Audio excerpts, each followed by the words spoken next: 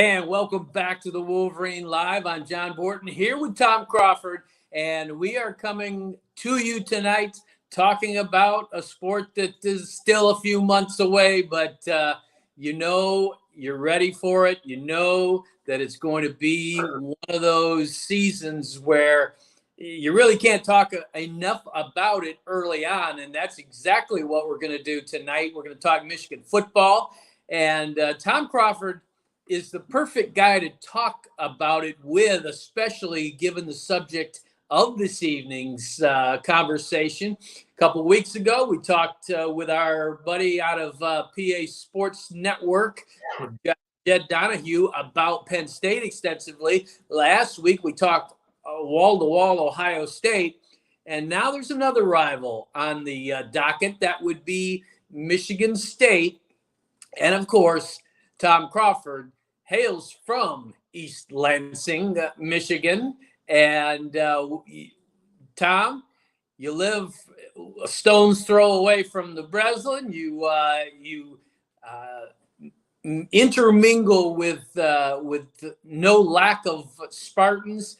And I want to call on your expertise. You were on Press Pass the other night talking about Michigan State. We're going to do it at length here tonight. Yeah, I love talking about Michigan State because it's near and dear to my heart. It's the most important athletic event that happens in the entire year to me, which Michigan fans will roll their eyes. Like, who gives a rip about Michigan State? That used to be the kind of reaction I got. Maybe not so much lately. I think Michigan State has gotten Michigan attention in an angst kind of way, and the tunnel incident last year certainly added, put a little gasoline on the fire and other things, and just the way this rivalry has gone. But yeah, I'm Press Pass with Jack Gavlin and Rico Beard, and we talk just like we do on Wolverine Live. We talk football year round. It's big deal. It's a college, emphasized show, and we were talking about the Michigan schedule, and the question was asked, when am I actually really going to know if this Michigan team is legit? And that's, I think I've mentioned this in past telecasts here. I think we could find out if Michigan's bad at any time if they throw up, if they have a bad outing and they lose to an inferior opponent, then they're not that good. But to determine how good they are, I cited we're not going to know until November 11th, and that means kind of glossing over road matches at Minnesota, at Nebraska, Purdue at home, Indiana at home, and then at Michigan State, October 21. I glossed over that because I think, as I said on the telecast, for the first time following this series since 1964, emotionally, I am as least worried going into the Michigan State game in East Lansing since the 1983 game that George Perles's first year when Michigan shelled Michigan State 42-0.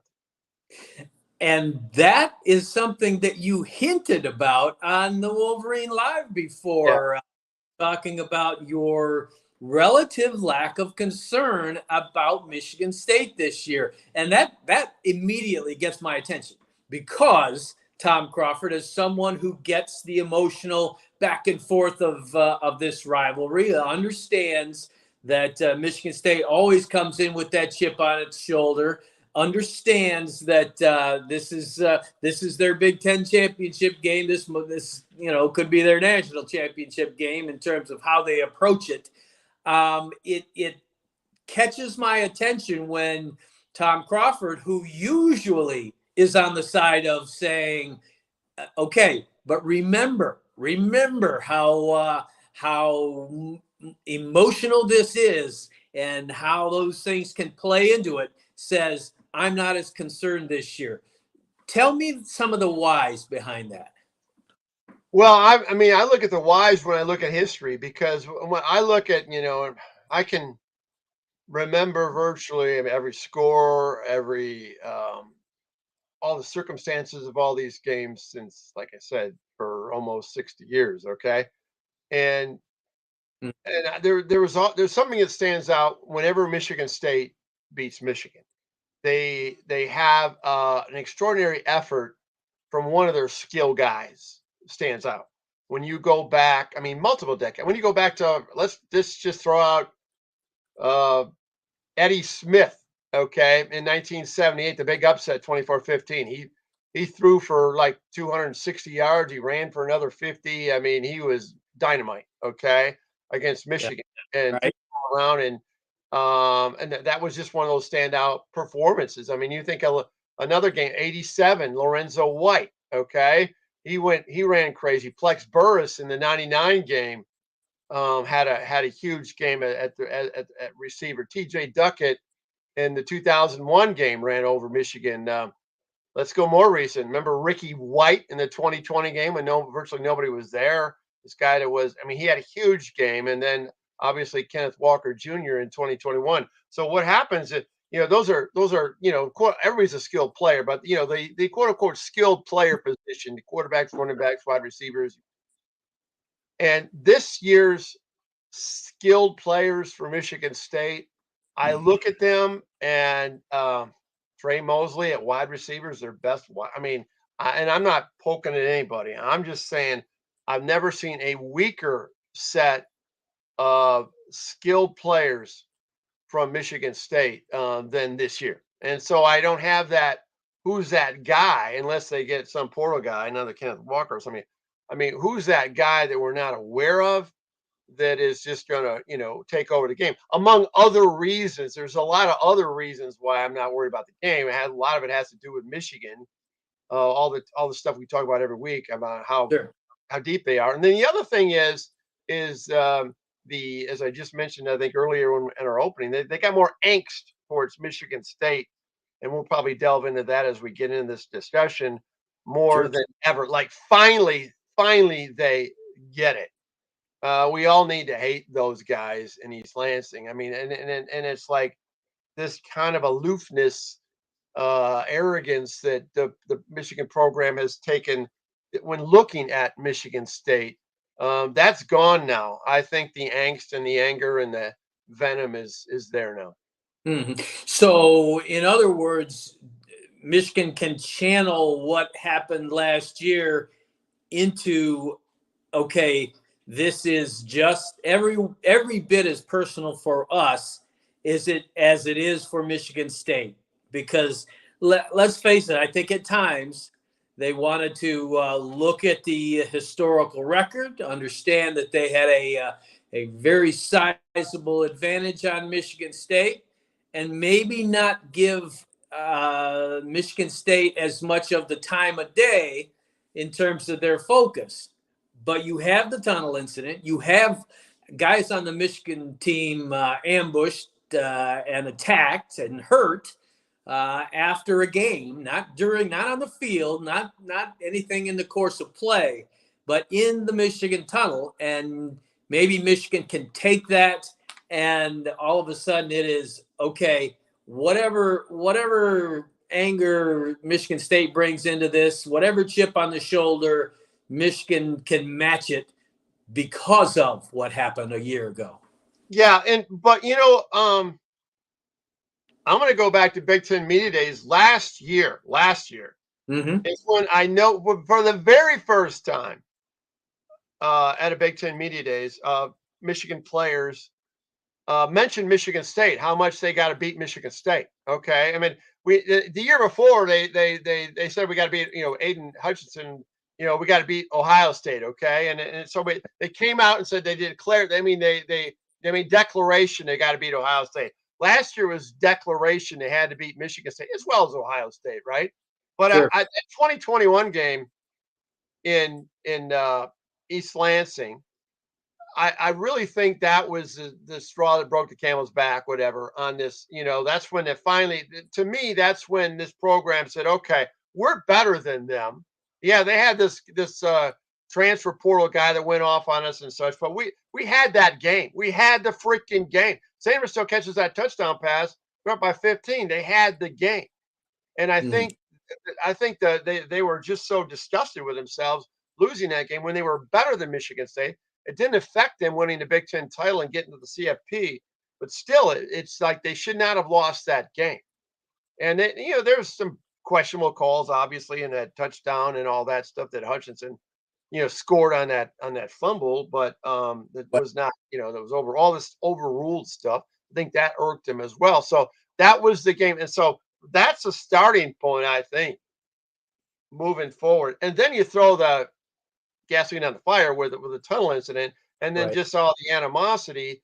I think that's, I think there's it's got, that's an arch rival right now. Maybe not to the Ohio State level, but it's up there. Do you expect to see any differences in approach from the not the players, but officials around this game, Michigan State personnel, whomever, security, any extra security for this particular game, given what happened last year? Oh, without question. I mean, I think the tunnel situation at Spartan Stadium, which is similar, they got the same tunnel situation. Right. As doesn't come out the 50-yard line. It comes out on the north side of the north entrance is the tunnel entrance at Spartan Stadium. So I think that's going to be heavy surveillance and orchestration with referees and maybe even security personnel when they come out and all that stuff. I mean, there's high alert on that. As far as the fans, yeah, I think, I think when Michigan bus arrives and things like that, there might be noticeable more security protecting the players coming in. But there's one aspect of it that I think, I'm not saying it didn't delete this animosity from the tunnel incident, but I think following the horrific shooting at Michigan State last year in February, and then how the University of Michigan was so supportive and paid tribute to Michigan State with the rock, and then you were there at Chrysler for the basketball game, and Michigan State people generally were appreciative of that. And that was a horrible time, and it's like everybody kind of put their swords down in the rivalry, and I don't know if that's going to have a residual effect of simmering it down, Michigan State towards Michigan. But quite honestly, once that game starts or once that game Yeah. draws closer, that's going to go away. I was going to say, I would not bet on especially if Michigan brings Devin Bush back for the arm's length walk on the field by Michigan State. Yeah. There's been things go both ways that have stirred the pot on this thing, and I personally like the fact that it's been prioritized.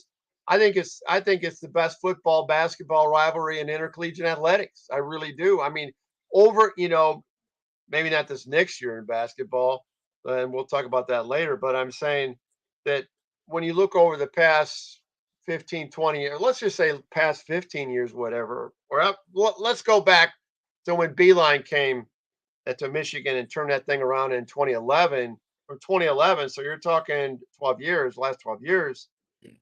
It's the best football basketball rivalry in college sports, in my opinion, where they're relevant in both sports. The games mean a lot. There's electricity in the air, animosity in the air, and the whole bit. So, yeah, I think I like it myself. All right. Well, as far as the Spartans on the field, when you look at this game, I can harken back not all that many years ago when there was an angst among Michigan fans about this game because it turned so dramatically. We had experienced several decades where Michigan was winning 3 out of every 4 in this series. And then all of a sudden, under Mark Dantonio, it got to a point where Michigan, for a while, in its own coaching upheaval and down years, relatively speaking, you had a situation where that game was cause for considerable worry. What's happened to the Spartans in your mind since the days of the bully ball Dantonio? Well, let's attribute how this whole thing started was one horrific hire by the University of Michigan and Rich Rodriguez. Okay. Thanks, Bill Martin. That was a bad hire. That was a freaking horrific hire. And what that did was, and you remember all the animosity following. There's more animosity. You talk about animosity and drama. The end of the 2007 game, the Mario Manningham touchdown catch in the south end zone, and Michigan wins the game, and they kneeled in silence because they were having a moment of silence because Mark Dantonio with Will Tiemann had mocked Michigan in the post game after Michigan lost to Appalachian State. We know all the history on that, and so and then his post game presser on that Monday, where he's mocking Mike Hart's height, and he's at it's like the middle school cafeteria, and it's not over. It'll never be over. You remember all that, okay? Oh no! And then so you had that, so you stirred up Spartan Nation, if you will, and then Michigan makes a bad hire, okay? That had residual effect, and then the Brady Hoke, let's just say, was not the greatest hire either. So you had to back-to-back not good hires, okay? And in the meantime, Mark Dantonio had a formula, okay? Well, first of all, he had a creed he went by, the old chip on the shoulder thing, okay? He played that, man. He played that card forever about being disrespected. And one thing, this is the one I have, and I cringe doing this because I don't like Mark Dantonio myself, but he was a good coach for Michigan State, and I think he kind of ran out of his spirit kind of reduced on the end. I think he kind of sputtered down the stretch at the finish line. And I don't think he left his program in very good situation. But I will say this: he had it down to a science of taking second-tier players and developing them. I mean, let's be real. I mean, Connor Cook, nobody wanted Connor Cook. Kirk Cousins, nobody wanted Kirk Cousins. Those are just two examples. Those are just leftovers. The big boys just didn't want anything to do with it. And he developed them into good players. I mean, there's countless others. He took Jack Conklin.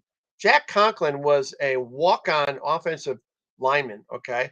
He went and started in the NFL for the Tennessee Titans.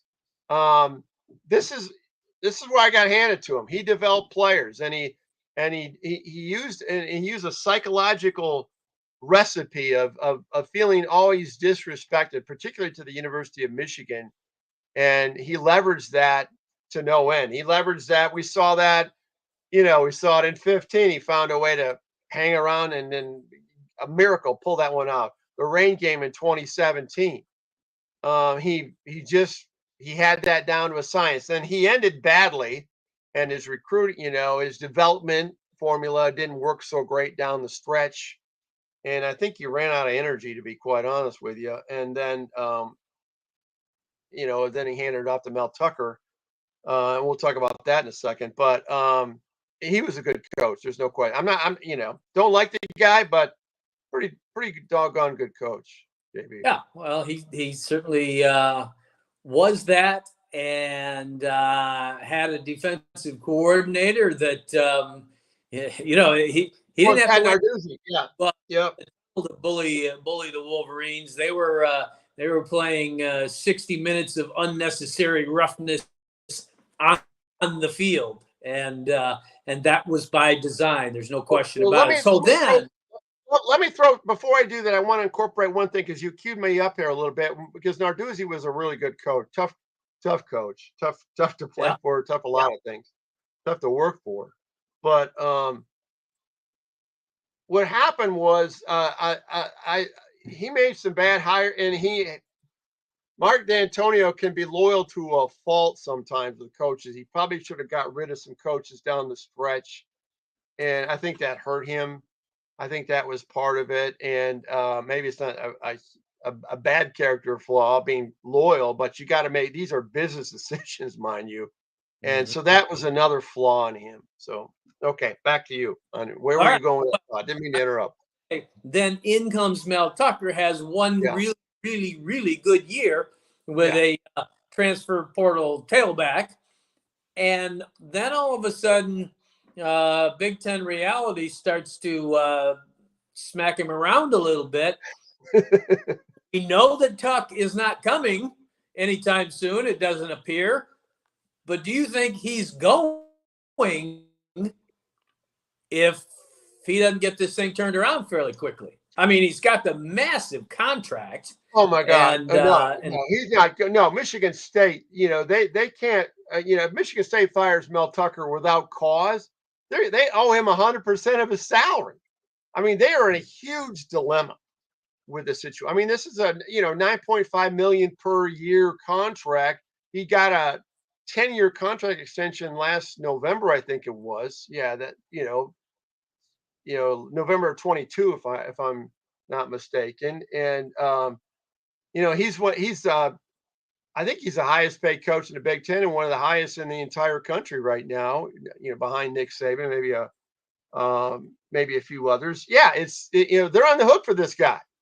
I mean, it's like, in Michigan State, I think what happened was when they misfired on Luke Fickell, and that didn't work out. They kind of got in a desperate situation, so they reach out to Mel Tucker, and who from Saban's staff at Alabama. He was at Colorado for like 1 year. And they wanted Mel Tucker. Okay, he said no to them. And then Mel Tucker goes back to his peeps in Boulder and said, "Yeah, I'm not going anywhere." And then all of a sudden, he changed his mind when Michigan State got a little desperate and ratcheted up the compensation. He has after the COVID years, kind of that's everybody kind of struggled in that situation. But I mean, he had the incredible year for Michigan State in 2021. They won 11 games. They won their bowl game. Okay, and Kenneth Walker Jr. to play Superman role and has a huge game against Michigan. And that does a heck of a year. Well, that's called overreaction. I mean, once again, Michigan State sometimes, and maybe it'll work out for them. I don't know. But looking at it right now, the way recruiting is not going so great. The portal thing, he was doing the wizardry and the portal thing. That's what got him in that situation with the 2021 season with Kenneth Walker and other players. But now, I mean, the recruiting hasn't been good. Portal's been all right. Recruiting year for 23 and 24 are not good. And so, I mean, you got some real anxious Michigan State football fans around here right now. Well, there's no doubt about it. As anxious as Michigan football fans were in the winter of 2020 into 2021, it's amazing how quickly things can change, because at that point, Mel Tucker looked like king of the hill in the Big Ten, or a potential contender for that throne. Jim Harbaugh, will he be here? What do we even think about that? Because he hasn't beaten Ohio State. He's getting, playing basically on even footing with Michigan State. And then 2 years later, you've got people questioning Mel Tucker, whether he should even be the head coach at Michigan State. And you got Jim Harbaugh talked about as one of the top 5 coaches in all of college football again. Yeah. And what happened? It's been a bad year. I mean, he lost. I mean, Peyton Thorne leaving the quarterback. He's at Auburn now, and some people, Peyton Thorne, he was very erratic. Let's just say that last year, and some people, that's Noah Kim, who's going to be the quarterback most likely. He's the guy, But I mean, when the Keon Coleman, their outstanding wide receiver, and Michigan fans should know all about Keon Coleman in the first half against the Wolverines. And I mean, he was unbelievable. Michigan couldn't stop him until they doubled up on him in the second half. And the thing with it is, Michigan State didn't have any other wide receivers in that game that were doing any good. And, Michigan took command of the football game. They were in pretty good shape at halftime, but they were total command in the second half. But Keon Coleman was keeping in the game. Well, he leaves too. And that was, that among other players. They've had a lot of kids that left the program, and so Yeah. that's gotten people's attention. Yeah. And then when you're looking at, who's coming back here, Jalen Berger at running back. I mean, you have just people. They got some good line. They got some good line. Jacoby Windman, him, the Will linebacker. He's pretty good. He's back, and Cal Halliday. They got some good linebacker, but other than linebacker, when you look at their two deeps, you go, wow, it doesn't. That's why I made that declaration. Probably going to bite me in the butt, but um, when you look at the roster, when you look at how this team comes off last year going into this year, you don't get too scared. Let me tell you though, this when you look at Michigan State's schedule, they got Washington at home. I think the third game.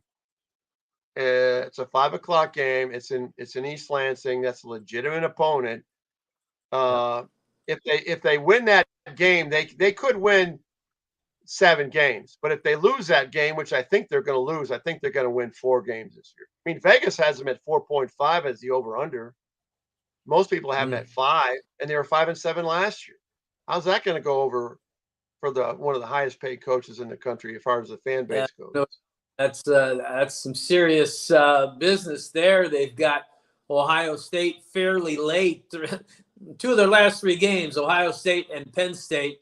That could be sort of a spiral into ugliness as their season concludes. So, yeah, a lot on the line for Mel Tucker for Michigan State, and certainly for Michigan when the Wolverines go up to Michigan State. We're going to return to this talk about one of Michigan's historical rivals, and also maybe the nastiest rival it has. Certainly, Ohio State has been more historically prominent, and the game is the game. But when you want to talk about the nastiest rivalry, this is it. You nailed it. It's the ugliest. It's the nastiest. It's, as Ballas says, Bobby Williams. It's a bad rivalry. It's a bad rivalry. It's just not. It's not a good ride. It's not fun. I mean, it's fun, but it can be annoying. It can really be annoying. No doubt about it. And as nasty as that is, we're going to talk about not we, but we're going to talk about one of our sponsors that is the exact opposite of nasty. Simple question, guys. Is your daughter's engagement ring bigger than your wife's? If the answer is yes, great news. Lewis Jewelers can help. It's stress-free and easy working with one of their non-commissioned expert trusted advisors finding that perfect diamond. So stop by today, guys, and fix this family issue. Lewis Jewelers, your diamond store, and so much more since 1921. Visit them at their new location, 300 South Maple Road, Ann Arbor, or online at lewisjewelers.com. That's LewisJewelers.com. It's Lewis Jewelers, where Ann Arbor gets engaged. And back to the nasty, Michigan and Michigan State will no doubt engage in some nastiness when the Wolverines go up to East Lansing. My question is, can this even be viewed as a trap game? Because you talked about it before. Michigan certainly is not going to overlook Michigan State because of what's happened in the time that Jim Harbaugh has been here, because of what happened in Michigan Stadium last year, even though the Wolverines had a pretty good time in taking down Michigan State. I just don't see this as the sort of trap game where, it's a surprise that Michigan wasn't really focused on this game. Yeah, I mean, the trap game that means you overlook this team, and there's no way that Michigan is going to overlook Michigan State. I mean, those days are gone, and I think they really haven't overlooked them in the past, but I mean, they lacked in matching Michigan State's intensity for 3 hours in a lot of these losses. Okay. I think those days, that's not going to happen. If Michigan loses to Michigan State, God forbid, this year, it's not going to be from lack of intensity. It's not going to be from this trap game concept. Things are just going to, on the field that are, whether it be turnovers or whatever, or execution, miraculous execution by Michigan State, by less talented players than it happens. But no, it's not a trap game. The trap game to me is easy. The trap game to me is Maryland, but the trap game is only a trap game, and that's week number. That's the 11th game. Mm-hmm. That's a trap game if Michigan beats Penn State. Okay, then it's a trap game. If Michigan loses to Penn State, Maryland's no longer a trap game. Maryland is a redemption game. Maryland is we got to get our act together. We're still in this thing. A lot of football to be played mentality. So that there's only one trap game. I mean, the fearful trap game in my mind, and it's a big fear to me, is the Maryland game because it's sandwiched between Penn State on the road, Ohio State in Ann Arbor, which will be a tough game. I don't care where they play that game. That's going to be a tough game for Michigan. I think they can win it, but that's the trap game, in my opinion. Okay. All right. And I don't know if I would call either of these trap games, but I'll tell you what, they are the two I'm thinking of are games where you cannot have that little letdown for a week in the Big Ten. A would be Nebraska, where you have played just cliffhanger games, even when it looked like Michigan was much better, and Minnesota, where they're getting things going a little bit up in Minneapolis again, and I just those two back to back. If you have a little emotional slip up after tearing through your non-conference schedule, I just I still think those are games where Michigan gets to prove how really focused it is. They're talking national championship or bust, a lot of these guys, but to be that kind of team, to perform and not have the slip up that's going to cost you potentially that spot in the playoff, in the national championship, you have to get games like at Nebraska and at Minnesota right. That's a really interesting point about those two games, and I'm going to agree with you on this in this regard, because I don't think that I think Michigan will. The Nebraska game in Lincoln, you got Matt Rule, you got a new coach. I think they'll be right. It's the first road game, okay? And you remember the first road game last year? Michigan was pretty good. They went to Iowa City, which is a tougher challenge last year at that game, I think, than this game. Mm-hmm. But going to Lincoln that's a tough place. I mean, and we remember that night game a couple years ago. That was a root canal. Okay. Yeah. So that could be, but I think they'll be ready for Nebraska. But you're right about the Minnesota game, though. Right after that, they're back on the road again. That's a good one. That's a good one, John, pointing that out, that Minnesota game, as far as a trap game. Yeah. I don't think it's going to be a game that's like, wow, when they bury Minnesota, hey, Michigan's for real. I still go back to my creed that we're not going to really know how really, really good they are until they beat Penn State on November 11th. But you got to avoid blowing up the season with a loss in Minnesota. And that's a good point. That's an interesting one up in Minneapolis on the 7th of October. There, absolutely. And he's Tom Crawford. He does not have to have his ear to the ground in East Lansing to understand the mood surrounding the Michigan State game and what Michigan State fans are thinking. Tom Crawford can stay perfectly vertical, perfectly upright, and keep his ear off the ground and know what Michigan State fans are thinking, because he is, of course, surrounded by them. And so, Tom, I want your take. You talk to enough Michigan State fans. You have frequent interactions with our friends Rico Beard and Jack Ebling.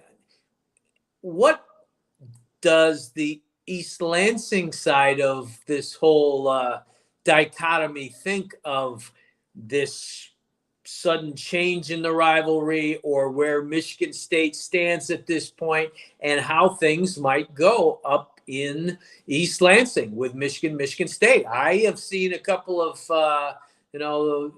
some message board bravado that says this is going to be the biggest shocker, that Michigan State is going to pull this off and have a beatdown of the Wolverines. And I'm not talking about, of course, in the tunnel. I'm talking about on the field. That's what they're talking about. Your thoughts? My thoughts. I'm going to go completely outside the lines. So our hospital on Michigan Avenue here in Lansing is named Sparrow Hospital, right? Well, it's been, we'll call it a partnership, the University of Michigan Health System partnering now with Sparrow, right? Okay. And you want to call that whatever you want to call it. I'm not real savvy in the world of medical fields and hospitals, and who when one acquires one, who owns percentage and all that stuff. But there's a Michigan Block M flag is now on Michigan Avenue in Lansing flying, and it's really irking a lot of Michigan State people, right? This is a freaking hospital you're talking about. And they just announced yesterday in the news here that it's going to be, instead of Sparrow Hospital, it's called the University of Michigan Hospital Sparrow, kind of that kind of name. So it's going to have which is wonderful. I mean, the University of Michigan Hospital. Listen, I know a lot of diehard Spartan fans in this town who have told me that they've had to go down to the University of Michigan Hospital with a loved one or themselves for some significant medical solution treatment. A lot of it with cancer, and they cannot say enough wonderful things about the University of Michigan Hospital. I mean, I hear it all the time. I hate your skill, but man, they're the greatest people in the world.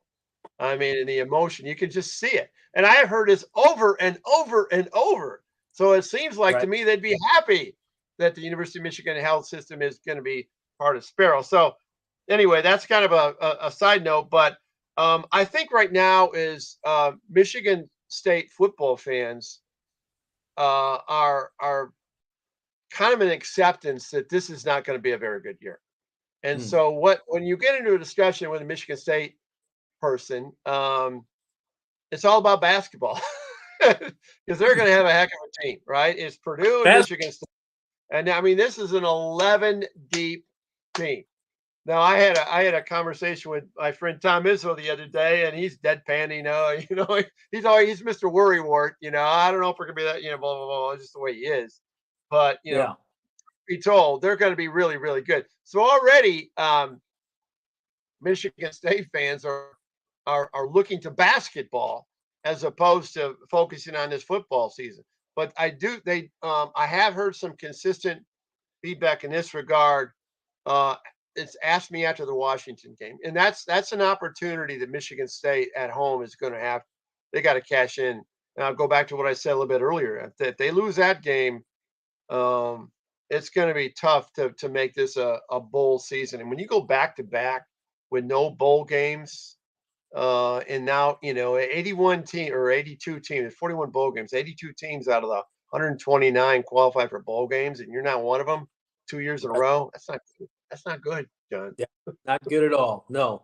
All right, we're gonna turn away on the last few minutes of this podcast away from that particular rivalry. I want to talk about an individual on the Michigan team with whom I spoke yesterday, and I'll tell you what, this is an impressive young man that is not only a key to Michigan's defensive backfield situation, but is also, I think, a key to some of the leadership on this team. Because Mike Sainristil, the nickel, the veteran nickel for the Wolverines, is he became sort of the instant national figure last November when he tipped that ball away from the Oh, Ohio tight end, yeah. down and it looked like a sure touchdown. The ball's in his hands. Sainristil times it up absolutely perfectly, extends, had to make up the distance and tip that ball away. But Sainristil's had some good years for this team. Switched from offense to defense. I think he's going to be a really key performer. But here's a guy that is much more than just a football player. I tell you, he went back to his own hometown out east in Massachusetts, and here he is telling kids, look, take advantage of every opportunity. He said, I don't go back and sit in the back of the class and put my hood up and put my earphones in classes at Michigan. I'm in the front row. I'm sitting up straight. I'm making sure that they know I'm interested in learning and all that kind of thing. And he has the same kind of leadership skills with his teammates. And it's impressive. And I think now he's been working out at both corner because we've talked about the doubts, potential doubts there, but you'd rather have him, to be able to play that nickel. Either way, I think this is going to be a really, really significant player for this defense and a key to this season on that side of the football. Yes, that was the play of the game. I mean, I know we had the big runs, by Donovan and JJ's, his throwing in that run. But I mean, that was the game that really. It was that moment I thought, they're going to win this game. Yeah. And that takes me a lot to say that until it says 0-0 or 0:00 for me to say that. So he's an amazing player. Yeah, this depth, and I know you're going to talk in a second about a potential a grad or a transfer portal kid. The depth in the secondary is crucial, and because of that left corner, the corner slot opposite Will Johnson, that's the one. That's the X factor, if you will, and how good this defense is going to be. If you get be great if you get good, solid depth and performance and execution. The kid out of where you're talking about, the kid out of UMass that might come. Talking about that Wallace, is that who you're referring to? Yeah, John Wallace, who is now Michigan considered the leader in terms of bring him in. Oklahoma's in on him, trying to get him down to Norman and Virginia Tech. But if Michigan can pull another coup in the transfer portal, that could be something that allows your younger guys maybe a little more time.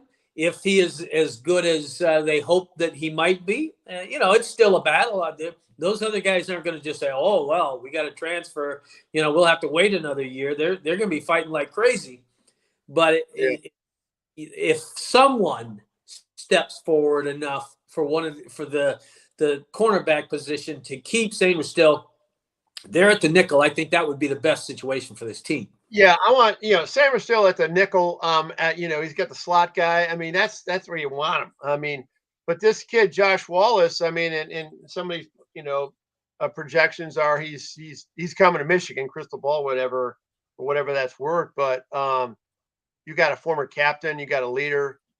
This has worked out for Michigan in the past. We talk about what happened at center last year with a fine young man out of Virginia. So. Boy, that would be a good one, because even if Josh Wallace doesn't start the whole season, he's going to be in the rotation, and when high tide raises all ships, right? So if someone else steps up, and there's other names out there, it's going to be because he maybe pushed them up or competed them, brought the caliber of play up and the leadership as a former captain. So. And he's stepping up, and he's going from UMass to Michigan. I mean, that's an upgrade for him. So he's going to benefit from that, and Michigan's going to benefit from him if he comes. Yeah, imagine being at UMass. No offense to them, but UMass is not going to be in contention for the national title. No, Michigan has every right to think it could be. So for Josh Wallace, this could be the perfect situation. Before we wrap this thing up, we got one more, and that is not insignificant at all. Tom's take tonight. I understand, Tom Crawford, you've got a little basketball on your mind. Well, I mean, and I don't want to belabor the point, but I talk about it every week. But I mean, Michigan had another couple of misfires. The kid out of Tennessee and then the kid out of UC Santa Barbara. And I don't even lock onto these guys' names because I know until they come. But Olivia Kamwa, the big center, I'll throw his name out. I mean, Michigan wasn't in the final two. What is, so I asked myself, how all these misfires, you got 10 scholarship tendered players on a roster that needs 13 to be a full arsenal. And you have a bunch of for the most part, role players on your team. Now, I say that, I mean, Kansas has still 4 vacancies, but they got a lot of good players, including Hunter Dickinson. Kentucky's got a lot of, I think the Kentucky's got 5 or 6 more holes to fill, but they're Kentucky and they're Kansas.